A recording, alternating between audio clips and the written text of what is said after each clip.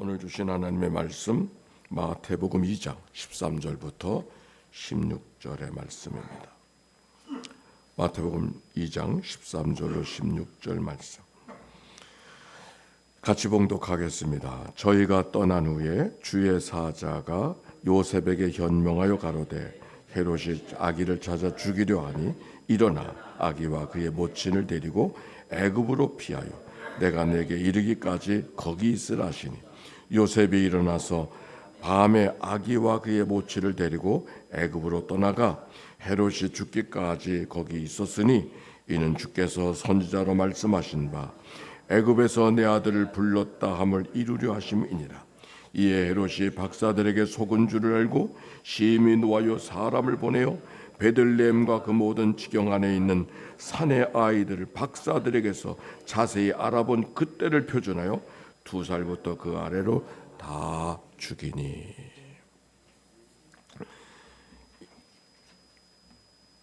이는 생명의 말씀입니다. 한 해를 어떻게 지내셨습니까? 오늘 마지막 주일이 됐네요.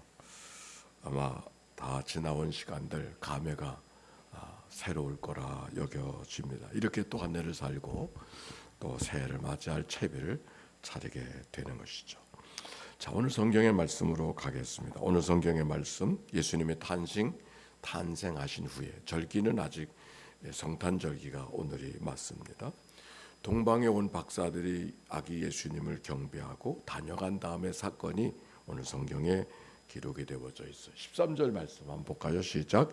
그들이 떠난 후에 주의 사자가 요셉에게 현명하여 이르되 헤롯이 아기를 찾아 죽이려 하니 일어나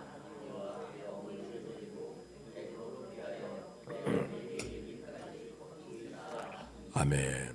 그들이 떠난 후에 그들이 누굴까요? 동방의 박사들. 동방의 박사들이 누굴까요? 천문학자들, 점성학자들, 별들을 바라보고 세상의 징조를 읽어나가던 학자들을 말합니다. 동방에서 왔다 그랬는데 동방이 어딜까? 아마 가까운 거리는 아닐 겁니다. 우리는 동방의 박사를 그릴 때 교회에서 연극할 때 동방의 박사들 해보신 분이 많이 계실 겁니다. 우리는 그런 정도의 그림밖에는 그릴 수가 없죠. 저도 동방의 박사 해봤지만 뭐 별거 아니었었습니다. 그런데 동방의 박사를 새롭게 이렇게 인식하게 되어진 특별한 기회가 있는데, 제가 미국에 이민 목회를 할 때 마을의 큰 도시의 큰 교회가 아주 크리스마스를 특별하게 온 도시를 향해서 지킵니다. 한 7, 8천명 모이는 그런 예배당이었었는데, 그래서 그 도시의 사람들은 성탄절이 되면 그 교회를 한번 갔다 와야 돼. 그래서 7번, 8번씩 똑같은 것을 프로그램으로 만들어서 하는데, 그 가운데 연극도 들어가서 음악도 있지만 동방의 박사들이 등장을 합니다. 근데 강단이 너무 큰데 보니까 나오는 우리 같은 연극에 나오는 박사들이 안 했어요. 예배당 뒤에서 코끼리가 들어오는 거야. 코끼리 타고 들어왔어요. 그걸 보는 수가 아주 충격이었습니다. 그렇겠다.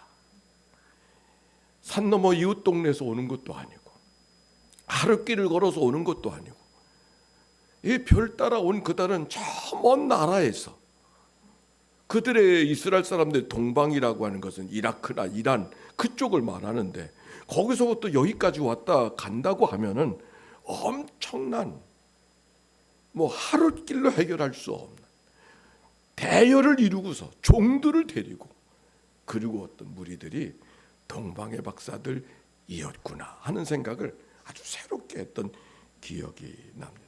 오늘 성경 그 박사들이 지나간 다음에 그들이 누굴 만났어요? 헤롯을, 왕을 만나지 않습니까? 오자마자 왕을 만났어요. 당신 나라에 왕이 난 징조가 있는데 그가 어디 계십니까? 이렇게 물었습니다. 왕은 아무나 만나는 게 아니죠. 더욱이 그들이 예수님에게 예물을 드렸는데 황금과 유향과 몰약이라. 요즘에 황금 말이 아니라 뭐 한돈 값이 말이 아니라 그러더구만.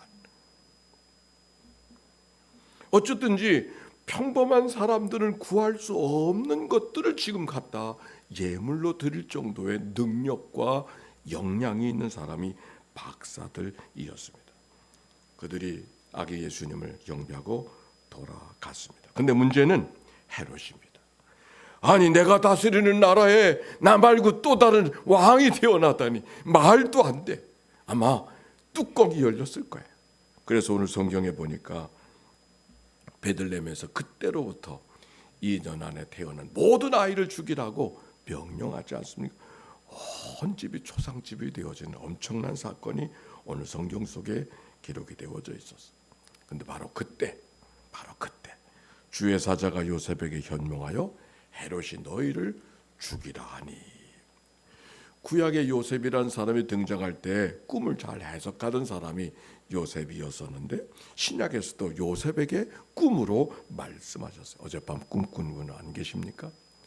저도 어젯밤 꿈을 꿨는데 뭘 해야 되는데 결정을 무슨 꿈인지는 모르겠어. 뭘 결정해야 되는데 결정을 하지 못하고 이걸 어찌 해야 되나 마음 생각 쓰고 있는데 벌떡 일어났어요. 얼마나 시원한지. 하나님이 꿈으로 말씀하셨어요. 일어나 아기와 그의 어머니를 데리고 애굽으로 피하여 헤롯이 죽기까지 거기 있으라. 애굽에 가보면 그 카이로에 가면 예수님이 왔다 가신 그 흔적이라고 하면서 보여주는 관광지 코스가 있습니다. 하나님이 꿈으로 요셉에게 말씀하시는데 뭐라고 말씀하시는가? 일어나 아기를 데리고 애굽으로 피하라. 일어나 피하라. 따라서 합시다. 일어나 피하라. 우리가 하나님의 뜻이 일어나 피하라는 말씀, 우리가 하나님의 뜻을 생각할 때마다 하나님은 늘 우리에게 어떤 마음으로 기대하냐면 정변 돌파, 돌격 앞으로. 우리는 하나님을 그렇게 생각해요. 또 당연히 그런 뜻만 기다리고 하나님은 그렇게 말씀하실 거라고 기대해요. 그런데 오늘 성경은 돌격 앞으로가 아니라 일어나 피하라. 무엇인가 피한다고 하는 것은 믿음이 약해서가 아니라 피한다고 하는 것이 오히려 또 하나의 하나님의 뜻이었다고 하는 말씀. 용기라고 하는 것은 맞서는 것만 용기가 아니라 하나님의 피하라 하실 때 피할 수 있는 것도 용기라고 하는 것. 한마디 하는 것만 용기가 아니라 한마디를 참는 것도 대단한 용기라고 하는 것. 한국 전쟁에서 많이 경험을 했습니다. 많은 사람들은 전쟁이 일어나니까 생명을 지키기 위해서 피난길에 올랐던 기억들. 저희 집은 그때 동인천에서 살았는데 그래서 전쟁이 나가서 피하여 갔는데 어디까지 가느냐면 소래포구로 갔다 합니다. 끝이라고 해서 인천에서 갈 수 있는 끝이 소래포구 거기였거든. 근데 거기가 우리 외갓집이 될 줄이야. 그때는 그런 게 없었거든요. 저는 그때 그 얘기를 피하여 그 할아버지가 이런 얘기했어요. 피해서 가는데 소래포구까지 피해갔다. 거기하고 사돈 간에 맺을 거는 생각도 안 하고. 근데 간 곳이 그곳이 되어져서 내게는 달리 들렸습니다. 그들은 멋모르고 그냥 간 곳이었었지만 그곳에 태어난 나는 내가 태어나기도 전에 우리 집안의 식구들의 발걸음이 여기 있었구나. 하나님의 뜻이라고 하는 것들이 우연찮게 우리들의 삶을 이끌어 가시는 일들을 많이 경험하지 않습니까? 철학자 쇼펜하우어라고 하는 이 천재 철학자더구만요. 19세기를 살던 아주 세상에서 가장 천재적인, 근데 아무도 알아주지 않는 그런 철학자였었습니다. 그는 늘 염세적으로 삶은 고통이고 무의미하고 사랑도 아무것도, 아무리 성공해도 행복은 없어, 뭐 이렇게 말하는 사람이 그분의 철학이거든요. 어느 날은 베를린에 돈을 많이 있어서 돈을 주고 강의를 하나 얻었습니다. 그래서 그 시간은 그 당시에 당대 유명한 철학자였던 헤겔이라고 하는 사람의 철학 강의가 똑같은 시간에 그 맞은편에다 강의를 열었는데 학생들이 아무도 오지 않았어요. 헤겔이 가르치는 강의실에는 사람들이 10,000원을 잃어서 100명도 넣어서 막 들으려고 하는데 아무도 오지 않고 5명만 딱 왔고 강의한 도중에 하나하나 다 갚버리고 말았습니다. 그러나 그는 낙심하지 않냐고 그렇게 말합니다. 참된 진리는 늘 사람들이 처음에는 조롱을 받고 나중에는 반대를 하지만 결국은 사람들이 다 인정하는 것이라고 하면서 자기 삶을 살았던 괴념치 않았습니다. 1831년에 베를린에 콜레라가 심히 와서 많은 사람들이 우리 코비나처럼 많은 사람이 막 죽어나가고 있었습니다. 그때 그 헤겔도 61세로 세상을 떠나게 되었습니다. 그가 떠나게 되어지니까 베를린 사람들이 살 수 없어서 그런지 이 쇼펜하우어도 이삿짐을 싸고 프랑크푸르트로 떠나고 있었습니다. 사람들이 비아냥거렸습니다. 그가 가르친 철학대로라면 죽음을 두려워하지 말아야 될 텐데 죽음이 두려워서 도망갔다고 그렇게 겁장이라고 비난을 했습니다. 대답을 했습니다. 죽음을 두려워하지 않는 것과 불필요한 위험을 무릅쓰는 것은 같은 것이 아니라고. 현명한 사람은 피할 수 있는 위험은 피하는 것이 현명한 것이라고 하면서 자기를 변호했다는 이야기가 있습니다.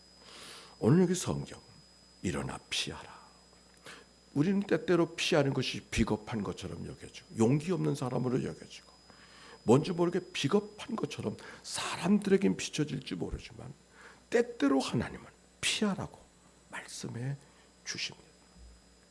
구약의 요셉도 보면 보디발의 아내가 그를 유혹하게 되어졌을 때 물리치고 자리를 피했던 기억을 우리가 기억하고 있지 않습니까? 대적하지 않고 피했던 이야기. 요셉이가 자꾸 애굽으로 팔려갔던 것을 인생의 실패라고 여기지 아니하고 오히려 하나님의 그 큰 보호 속으로 인도하시려는 큰 구원의 역사가 나의 삶을 그곳으로 인도하셨음을 고백했던 이야기가 요셉이 아닙니까? 제가 신학교 다녔을 때 강의 첫 강의가 기억납니다. 이스라엘 백성들이 애굽에서 살았던 시간이 없었다면 그 큰 민족을 이룰 수 있었을까? 히브리 땅에서는 도대체 이룰 수가 없어요. 왜? 사는 게 토박하니까 자식 키우는 것도 어려운 거예요. 그러나 애굽은 산모작이 가능하고 어디든 농사물이 풍성하고 물이 풍성하고 모든 것 다 잘할 수 있는, 거기서 대민족으로 번영할 수 있었던 것이 오히려 애굽에서의 400년 동안의 시간이었음을 이야기하고 있었습니다. 하나님이 때때로 우리의 삶을 피하라고 말씀하십니다. 바로 그래서 우리들의 삶을 더 귀하게, 더 아름답게 만들어 가시려고 하는 하나님의 역사, 오늘 성경을 통하여 발견합니다. 요셉은 지체하지 않고 주님의 말씀대로 피하여 갔습니다. 14절에 보니까 요셉이 일어나서 밤에 아기와 그의 모치를 데리고 애굽으로 돌아가. 일어나 밤에 머뭇거리지 않고 즉시 순종하는, 하나님의 뜻으로 여겨졌을 때 즉시 순종하는, 하나님의 인도하심에 즉시 순종하는 것, 날이 밝기를 기다리지 않고 그 밤중에 길을 떠나는 요셉의 모습 속에 우리가 하나님 앞에 어떻게 살아가야 될 건가? 즉시 순종하며 걸어가는, 좌고우면하지 않고 지측거리지 아니하고 하나님의 뜻일진데 즉시 순종하는 이 요셉의 모습 속에 하나님 앞에 살아가는 우리들의 삶의 고백을 찾아보게 됩니다. 예배 자리가 뭔가 생각해 보니 우린 예배 드리려고 왔지만 어쩌면 예배 드리는 자리는 하나님이 우리를 세상에서 피하는 자리, 예배하는 자리가 왔지만 이 예배 자리가 세상을 피하는 자리, 세상의 욕심과 세상의 생각과 세상의 여러 가지 일들 앞에 둘러싸여져서 그 앞에서 어찌할 줄 모르는, 그리고 그냥 묻어갈 수밖에 없는 그 인생이 하나님께 피하는 자리, 그게 오늘 우리에게 드려지는 예배의 자리가 아닌가요? 정년을 맞이한 분이 한 분 계셨습니다. 12년 동안 일했다고 말합니다. 얼굴에 건강함이 넘쳐서 제가 이렇게 말했습니다. 건강한 사람만 공항에서 일할 수 있는데 12년을 일하고도 건강한 모습을 보이시니 참 당신은 복이 많은 사람이라고, 하나님은 당신의 건강을 유지시켜 주시려고 공항으로 피난시켜 주신 것이 하나님이 아니냐고 제가 그렇게 이야기를 했습니다. 또 다른 정년자입니다. 자기는 일터에 들어가기 전에 늘 예배당에서 기도하고 예배당에 일터로 투입된다. 그리고 기도하는 시간이 내 삶에 얼마나 소중한지 모르겠다. 내가 살아왔던 삶의 그 문화가 있고 삶의 일들이 있는데 그 일들을 그날 공항으로 가면 공항이 일이 그렇게 만만한 일이 아니기 때문에 즐겁고 좋은 일이 아니기 때문에 속에서 막 튀어나오는 한마디 하고 싶고 욕지거리 하고 싶은 마음이 얼마든지 드는 현장이 일터지만 그러나 먼저 와서 기도하고 십자가 앞에 머리를 조아리고 무릎 꿇고 기도하면서 지나간 일을 내려놓고 들어가면 견딜 수 없는 자리, 한마디 하고 싶은 자리 속에서 차오르는 감정을 어찌할 수 없을 때 그 감정을 또 누르고 그 감정을 보듬고 하루하루를 살았는데 이제 정년이 되었다고 그렇게 고백한 자기의 일을 이야기했습니다. 정년을 맞이한 그분뿐일까요? 우리들의 삶의 위험은 여러 가지 위험이 도사리고 있죠. 전쟁을 맞는 감정적인 충돌, 여러 삶의 우여곡절, 기대하지 않았던 여러 사건들, 그때마다 우리가 어떻게 해야 될지, 정말 이리 해야 될지 저리 해야 될지 알 수 없을 때가 많이 있지만 바로 그때마다 역사를 지배하시는 분은 하나님인 것을 기억하고 하나님께 늘 피할 줄 아는 삶. 예배. 하나님께 늘 피할 줄 아는 삶. 이 자리는 우리가 하나님 앞에 예배 드린다고 하지만 사실 우리가 하나님 앞에 예배를 드리는 자리이기보다 하나님의 품에 피하는 자리가 오늘도 우리의 예배인 것을 기억하고 한 걸음 한 걸음 나아가야 될 것입니다. 지난 성탄절에 바람이 힘이 불어서 아주 바람이 힘이 불어가지고 비행기가 내리질 못하고 하늘에서 선회했다는 이야기를 들어서 그 뉴스를 보니까 강풍이 있고 급변풍이 있더라. 급변풍. 이 인천공항에 급변풍이 있고 어느 시간대에 있어가지고 아주 위험한, 언제 바람이 어느 방향으로 차오를지 모르는 그 위험한 순간, 아차하는 순간들을 경험할 수 있는 바로 그때 급변풍이라고 하는 그 단어 한마디를 보면서 날씨만 그런 게 아니고 우리들의 인생의 여정 속에도 급변풍이 있어서 갑자기 뚜껑이 열리고 갑자기 감정을 컨트롤할 수 없는 그럴 때들이 얼마나 많이 있을까. 감당할 수 없는 사건들, 이해할 수 없는 여러 가지 현상들이 나타났을 때. 그러나 주님이 말씀하십니다. 일어나 피하라. 일어나 피하라. 오늘도 그때마다 하나님께 십자가를 향하여 피하고 예배하며 하나님께 우리의 삶 안겨드려 주님이 끌어가시는 말씀 앞에 하루하루 순종하고 즉시 걸어가는 승리의 삶 모두가 되시기를 주의 이름으로 축원합니다.